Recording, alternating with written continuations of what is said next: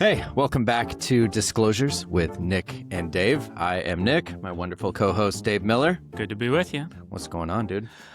It's a good weekend.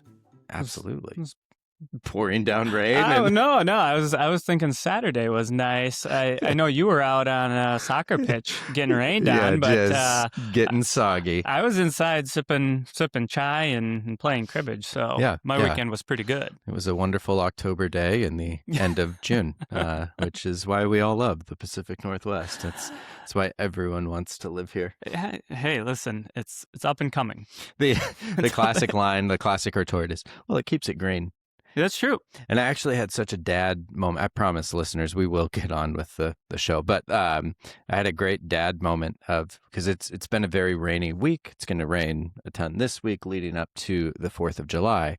And the kids were bumming about it. And I was like, of all the weeks in the year to have a bunch of rain, this is the best week because it means there's a lower chance of forest fires with the fireworks season. You should, what is that, the U.S. Forest Service? You get on the Smokey Bear commercials. You keep those up. That's the next stage in the career. That's right. From realtor to forest fire awareness guy. Yeah, you got the stepping stone headed off to write about the MRED Zillow lawsuit. Yeah, right. Yeah, exactly. Let's see who I can rub shoulders with in court there that might give me the right introduction to Smokey himself. You just need, it's just one step away from the column you really want in life, Nick. Yeah, absolutely.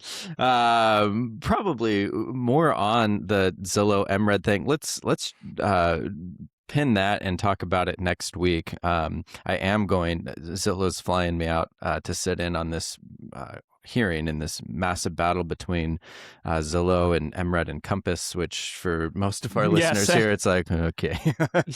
Yes. Great. The reason, the quick teaser, the reason it's important, MRED is the local MLS in Chicago. Yeah. In Illinois.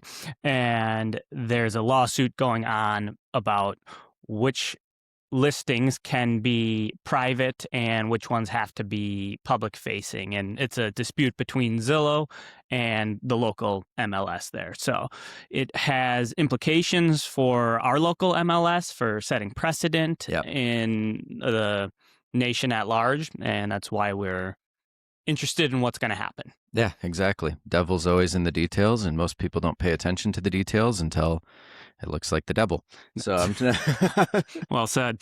Trying to keep my eye on the ball. And anyhow, so we'll do a follow up. Make sure that you subscribe to the show so that you don't miss that. But that is not the topic du jour for this episode. Not at all. What are we talking about today? I think considering last week we spent so much time talking about buyer agency and what the Tartan Team is doing on the buyer agency front, retainer model, flat fee, all of that, it makes sense to talk about the listing side and if there's anything unique that we do on the listing side.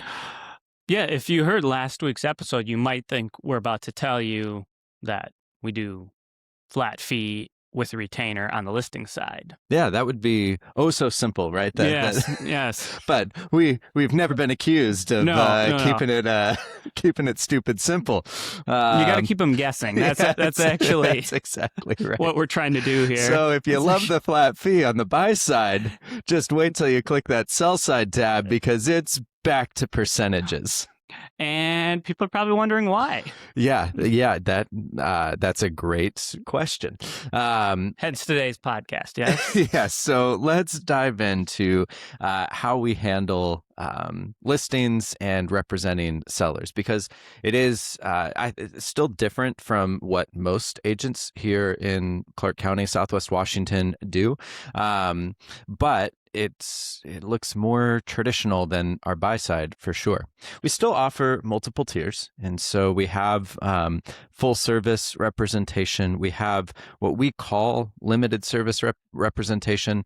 Honestly, we need to work on the name for that because limited service is an actual term within the real estate industry, but it carries slightly different connotations. Like our Our limited service is more full service than most limited service agents. Hence why we need to clarify that name. But we'll dive into that in this podcast. And then we have still like non-agency consultation if you want to sell your home on your own, FSBO, but you're just like, hey, I need a few hours of these guys' time to just talk through some things, help me with negotiations. We can do that with a non-agency agreement. But no matter what, well, I shouldn't say no matter what tier, the consulting is hourly, but between full service and limited service, we are doing percentages. And why? Back to our mantra, alignment of incentives. It's a good mantra. It is, yeah. So the reason is, and we'll dive into the specifics of some of the negatives around what you think of as flat fee, limited representation, and some of those services from other brokers, is that the representation is poor. You pay them a price to list your home, and they just kind of throw it up on the MLS, do a really basic marketing package, if anything, bottom dollar photographs, and see what happens. It's a low amount of time put in for the agent, and a pretty low risk. And so it's sort of a get what you pay for situation. And we think that, as back to the ethos of the Tartan Team, that incentives always need to be aligned. So in opposite of the buy side, if your house sells for more, we do make slightly more money, but we're incentivized to also get you more money. Right. Yeah. I mean, this is why salespeople have pretty much always been commissioned, or why it's been such a popular model of compensation. You think about the folks that are selling cars or selling windows or whatever it may be. They work for the company that's doing the selling, and the higher price that they're able to obtain for their employer, the more that they get paid, because in that case, both the employer and the salesperson win. So commission makes sense. On the buy side, we talked about it in the last episode, and if you're curious, go listen to that. But that incentive structure breaks down, because as a buyer, you're trying to get the best possible deal and terms on a home. So if your agent is getting paid when you spend more as a buyer, that's kind of messed up. But on the sell side, if your agent is able to get you an extra 50 or 100 grand for your house, you're probably not complaining if your agent also makes an extra couple $1,000s by getting you all that extra cash. Yeah, and it's a good incentive, right? And we going back to sort of the negative side that we talked about last week of, sometimes, if agents are busy, maybe they're gonna cut a sale. If you had no incentive to push harder to get your seller every last dollar that you could get them for your property, you might suggest terms. You might not push as hard in negotiation because you just want the sale to close. You don't want the house to fall out of contract over an extra 50 grand, right?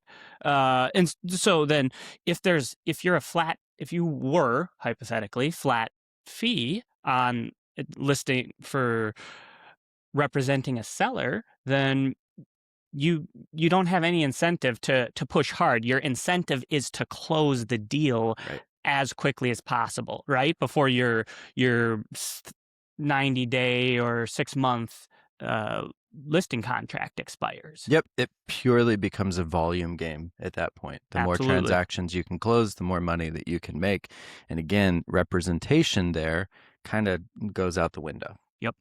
So let's talk about what our full service tier looks like and how that might differ from most agents that a home seller would meet with across Clark County. Yeah. So our structure for full service is we charge 3% on the first $600,000 of the sale price of the home, and then 1.5% on any money above $600,000. you want to explain what the reasoning for that is? Yeah, yeah. It's so as we look through our business, kind of our median price point is right there at about 600,000. So it's not purely just an arbitrary number, but we look at that as one. That's just sort of where the average is, or median. And then the second piece of that is that um, the cost to market and present a home really doesn't scale linearly after that $600,000 point. Like whatever costs we are going to incur full service, which are significant. We spend over $1,000 anytime we're doing media. Oftentimes we'll do full staging, which generally runs $2,000 to $3,000. We've got a ton of print materials, which I think you were giving me the side eye a couple of weeks ago when you were seeing the bill on. It's surprisingly expensive, right? Yeah. To really market a home, and there's different strategies for what works given the circumstance, and that's a big part of the discussion with our clients, right? Yeah. But yes, to sum up what Nick's getting at, there is serious cost to the agent Yeah. to market a home properly. At least for the way that we do it. I mean, not every agent is going to spend that kind of money, Sure. or they're not Yes. going to take it all on. They might make the client pay for staging. But with our full service model, because we care about it being done to our standards, being done right, we want to take on the responsibility of those things. But it does mean that like we're out often $4,000 or $5,000 before the home ever hits the market. And so we recognize that like, hey, in that first up to $600,000 price point, like a 3% is sort of the minimum that we're going to need for the business to make sense and recoup at least those costs and have some compensation for our time. But the 1.5% for everything over $600,000 is in recognition that like, hey, if we're helping you list your $1.2 million home, yes, there are going to be some additional costs related to the marketing, the photography, the staging. Those things might be a bit more expensive, but marginally so. They're not going to be twice as expensive as what it costs for us to get media and staging for a $600,000 home. And so, in having transparent and aligned incentives, we wanted to have a fee structure that acknowledges that and doesn't penalize somebody just because they've got a more expensive home. Now, the question is, who would you say that full service representation is for? Yeah, the full service representation is going to be for people who, one, are busy, people who might not have experience selling their homes, people who maybe they don't have nice furniture. Maybe they don't, well, hopefully you have nice furniture, right? Maybe you don't have furniture. Maybe you have very specific taste, right? Maybe you're an out of state buyer, or you have a quick sell that you're trying to leave, and you're trying to get top dollar for your home. Or you're just a busy professional. It's everything you would expect from any top of the line realtor in Clark County. We are, as with the buy side, just because we are somewhat cheaper for certain buyers doesn't mean we're fundamentally competing on price. Our fee structure is designed to reflect the actual cost of the work and the time it takes to do it, not necessarily just capitalize on a larger commission because the cost of the house is higher. Yeah. Yeah. I would proudly put any of our full service listings up against any other luxury top agent in Clark County. And, would not be concerned that like, I think our listings show unbelievably well. I'd agree. Who would you add anyone into the pool of people I think I'd say it's most people, and that's really where this is figured out in conversation of just what it is that you're looking for, what your circumstances are. But as we move into talking about limited service and who that is for, the question really comes down to math, right? Okay, there are other options that we want to present you with, and limited service does make sense for some people. But is the difference in fee between what you'd pay for limited service or even for sale by owner with some consulting um, versus what you'd pay for full service? Is the value there, which is calculated by, do we help you get a greater return by being fully in charge of the marketing and putting everything that we have behind the listing? And that's just something that, based upon the price point of your home and the positioning of it, we figure out together, so that it's never really a mystery of like what makes the most sense for you. But I would definitely, like, the majority of the people who list with us, it makes sense to go full service. Yeah. So maybe a better way to flesh that out is to explain what limited service is in more detail, so people who are listening can think to themselves, yeah, I can overcome these potential pitfalls, the downsides of having less support, in order to Yeah. save the 1.5% on the first 600,000, Yeah. right? Yeah. So with the limited service, like, the fee is just 1.5%, and that just goes, whatever the price point of the home is, it's 1.5%. And really what it is you're getting our judgment. You're getting access to us for every step of the home selling process. So we're dialed in. It is true legal representation. But there's not nearly as much of the in-person help, nor as much of the marketing dollars. There's more that you're taking on with that limited service tier. And so when we talk about photos or staging, those are costs that you're going to take on yourself. Now, we'll make recommendations and help you get connected with photographers and stagers and all of that. But essentially, it's a trade-off of, you're willing to take on some of those risks, and you're really leaning on us for the judgment layer, the legal protection, the negotiations.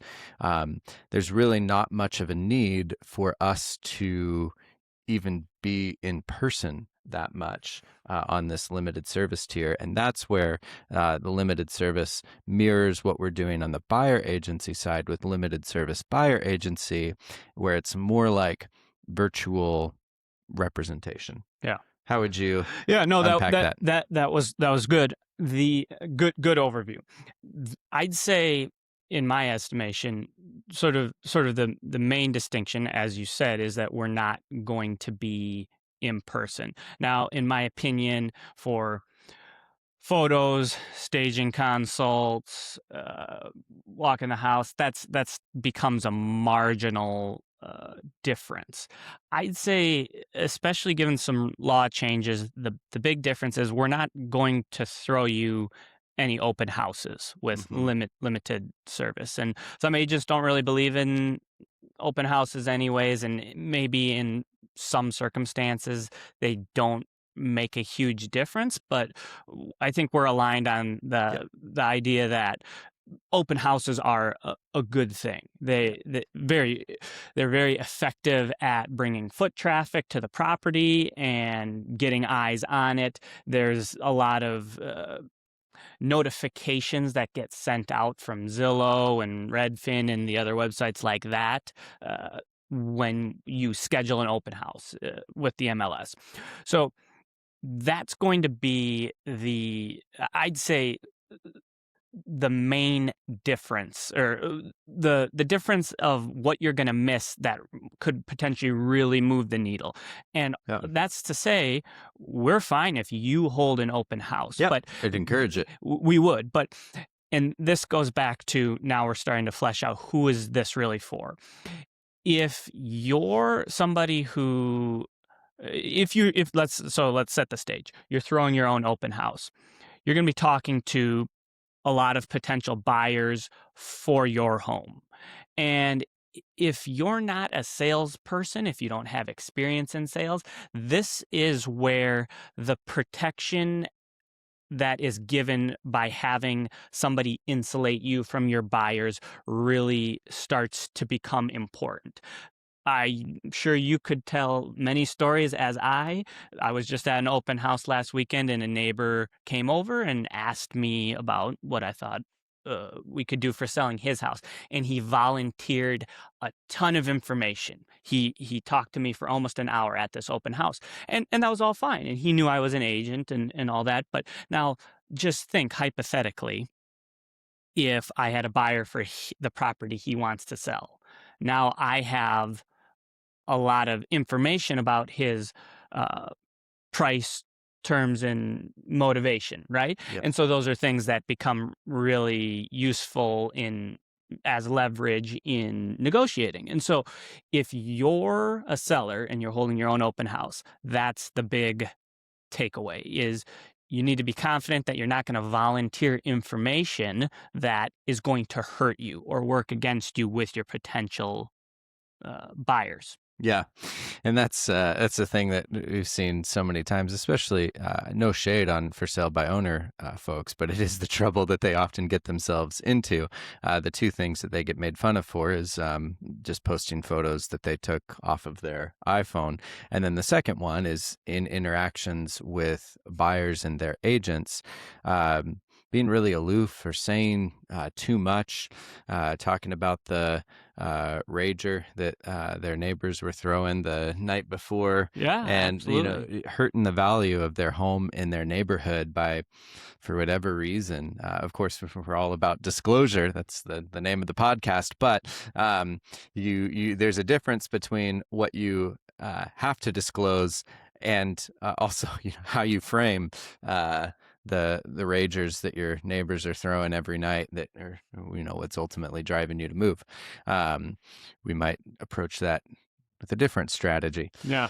So with the limited service, we recognize though that there are a lot of folks who it's amazing how big the real estate industry is. And there's a lot of folks that either had their license once or they've worked in sales or they're mortgage professionals.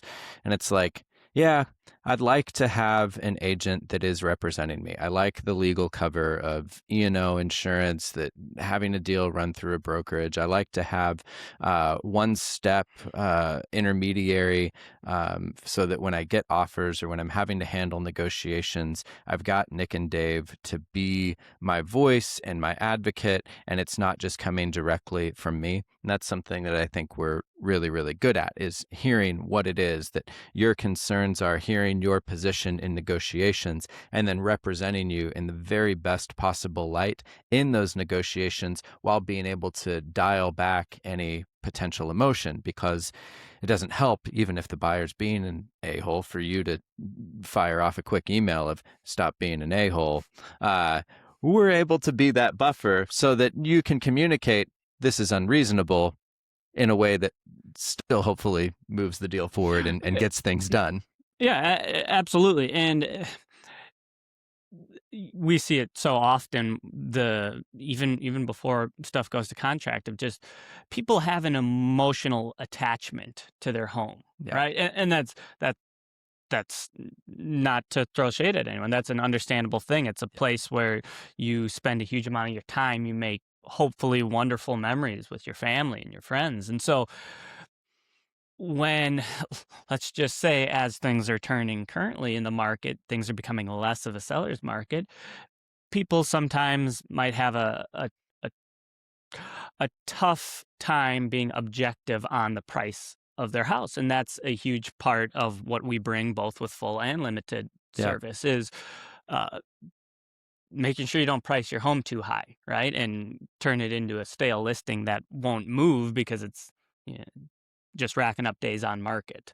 Yep. It's that there are, for what the cost of limited service is, you get in my opinion, a phenomenal deal. There are a lot of people who are very interested in this with us, and we, you know, this have we done one yet? I mean, we've done a couple hybrid deals, but this is relatively new, and but Yeah.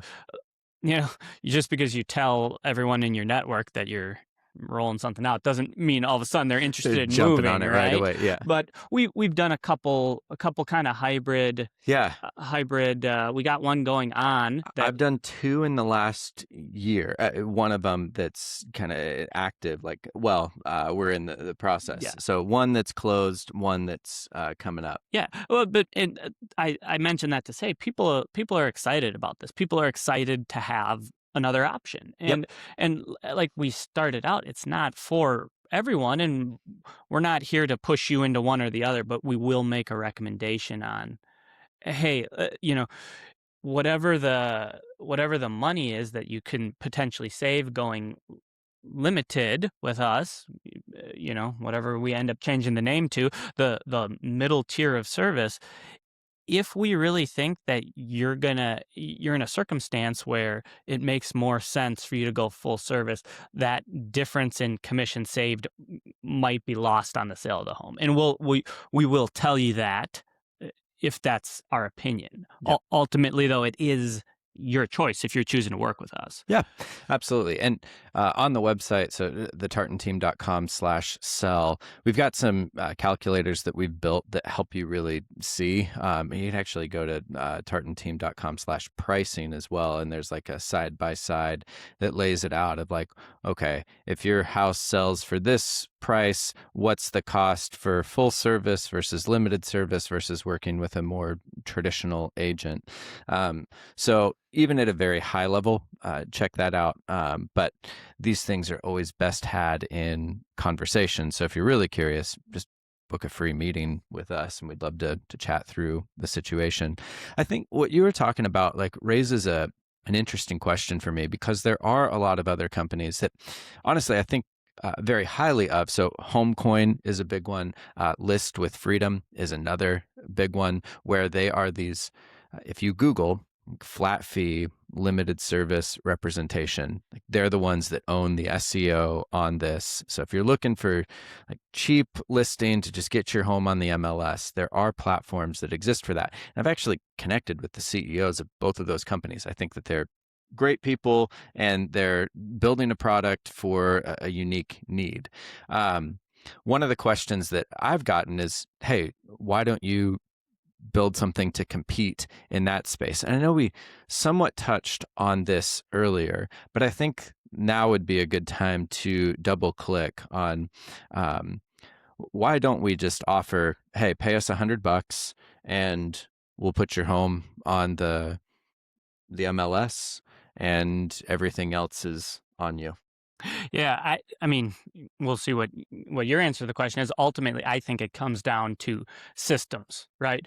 We are, you and I are active brokers in the state of Washington. We're helping people who are here in Clark County, and you and I only have so much capacity. The two companies, Homecoin and List with Freedom, they are sort of in a way almost more tech companies than they are It's well said. real estate brokers. And granted, they are brokerages, or they work within a Yeah. brokerage. I'm actually not sure how Yeah, each of them brokerages. Yep. is set up if they are their own. So they are their own brokerage, but they have the they have put the money into their systems and their online portals to process people who want to list their home with very little, no frills, no service. And that's not true. There is a few services, but really They're usually the bolt on, yeah, so it starts at $100 and then you can add this service and that service and then this one, and it yeah. can get up to $2,000, 2,500. I think the fast answer is you almost have to be a web developer, a tech company to really. We would have to be to produce a product that would serve our clients as well as those services. And we're not neither of us have the time or the energy to compete with them at that level of there's You going don't to have be a 20. background in coding and No, I mean, Claude does, but yeah, sure. But you didn't get into this to be a tech company founder operator. no, but they a lot of these sites they have either an AI assistant or I think a while back before the AI was as good, they had 24/7 support. Yeah, And a lot virtual of them assistants. virtual assistants, and they have people on staff who can get back to them. Like hypothetically, were we to do that, uh, we could be inundated with an incredible amount of paperwork to handle that would remove our ability to be the reasoning and the guidance for our active Yeah.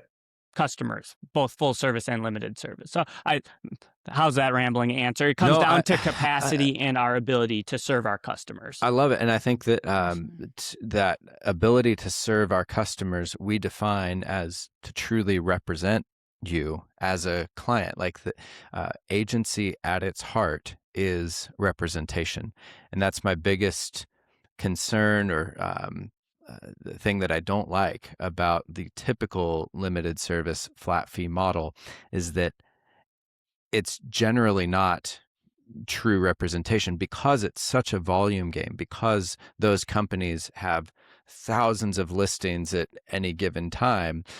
You're not getting personal touch. Nobody actually knows the details on your property. When offers come through, you're the one who's stuck on your own to negotiate it, or maybe you can get a hold of one of these virtual assistants that will help you in a very generic way. But they don't know you. They don't know your home. They don't know the neighborhood. They haven't been in any sort of conversation with the buyer, the buyer's agent.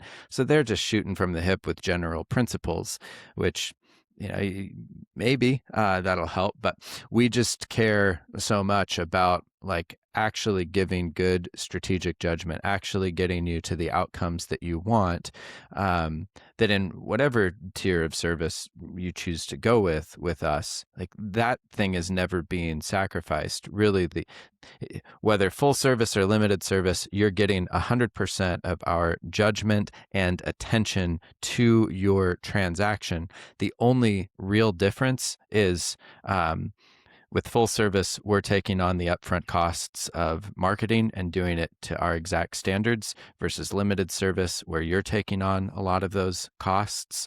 And then there's what Dave was talking about with the physical presence. With full service, we will be at your house, holding open houses, meeting with unrepresented buyers, meeting with you in your home, walking through it, versus limited service is built in such a way that we can give you that judgment layer, the negotiation assistance, but without nearly as much physical presence. No open houses. We don't need to walk the house with you because we're able to get what we need through photography and all of that.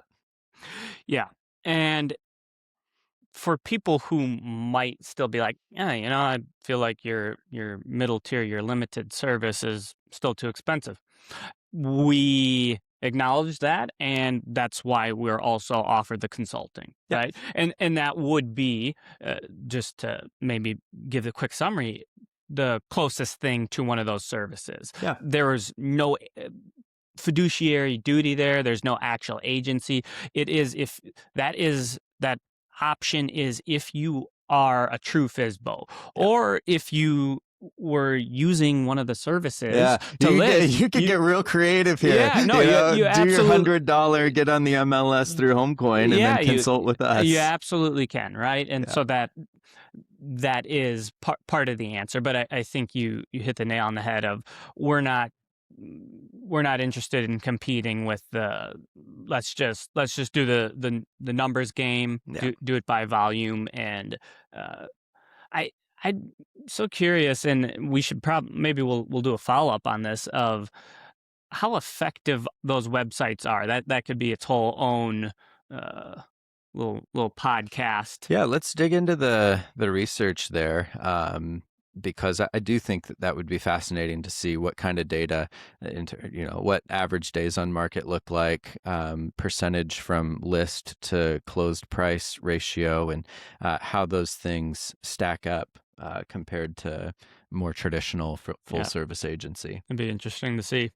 Yeah, absolutely. Any other thoughts, or you feel like we? Yeah, I Mm, would really love like I feel like a broken record, but in terms of conversation, so of course, if you're thinking about selling, we'd love to have a conversation about that. And you can book a meeting with us on the website or shoot us an email, nick@tartanteam.com, dave@thetartanteam.com.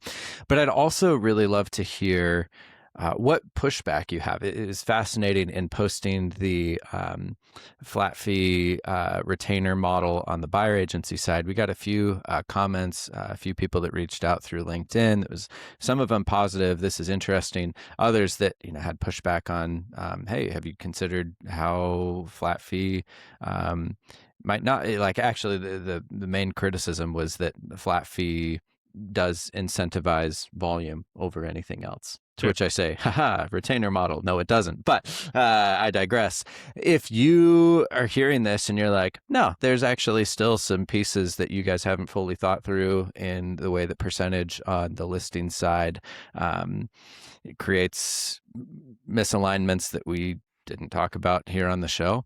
Man, that kind of feedback's super helpful. Yeah, So it's it's an evolving model, right? yeah, And the whole back to the ethos is aligned incentives, and we want to be working pulling in the same direction as our clients. yeah.